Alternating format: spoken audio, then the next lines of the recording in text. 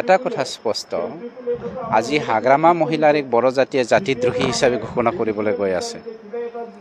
গতিকে হাগ্ৰামাৰ এগেইনষ্টত ছাত্ৰ ছাত্ৰীয়ে নতুন প্ৰজন্মই মাত মাতাটো কি কাৰণত মাতিছে আমি সকলোৱে জানো, আৰু আমাতকৈ আপোনালোকে সাংবাদিক বন্ধুসকলে বেছি ভালকৈ জানে। আজি হাগ্ৰামা মহিলাৰীয়ে বড়ো জাতিৰ হৈ যিমানখিনি কাম কৰিছে, যিমানখিনি আনিছে, কোনো সংগঠনে আনি দিব পৰা নাই। আজি 6 শিডিউল BTC 2003 চনত হাগ্ৰামা মহিলাৰী ডাঙৰীয়াদেৱৰ নেতৃত্বত যিটো চুক্তি স্বাক্ষৰিত হৈ গ'ল, সেই চুক্তিটো হ'ল চবতকৈ শ্ৰেষ্ঠ চুক্তি।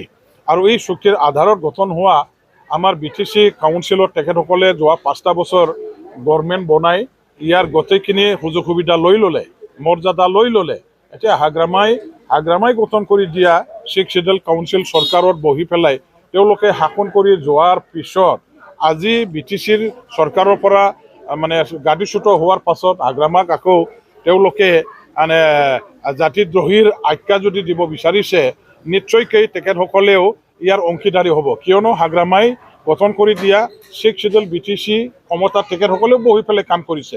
গতিকে জাতিদ্ৰোহীটো তেখেতসকলে হ'ব লাগে।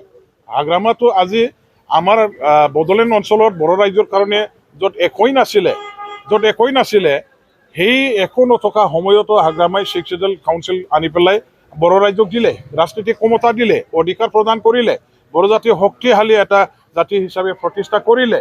আজি আমি এই অঞ্চলৰ মালিক হিচাপে, এই অঞ্চলৰ আমাৰ শাসনকৰ্তা হিচাপে নিজৰ পৰিচয় দাঙি ধৰিব পৰা ধৰণৰ এটা সুবিধা হাগ্ৰামাই দি দিলে। আৰু একো কাম কৰিব নোৱাৰা, একো আনিব নোৱাৰা এইসকলে আজি হাগ্ৰামাই আনি দিয়া BTC কাউন্সিলত বহি চৰকাৰ বনোৱাই, ইহঁতে অবৈধভাৱে চৰকাৰ বনাই যিটো যোৱা 5টা বছৰত BTCখন লণ্ডমণ্ড কৰিলে, ইয়াৰ কাৰণেতো তেখেতসকলকে আমি জাতিদ্ৰোহী বুলি মানে ক'ব পাৰোঁ।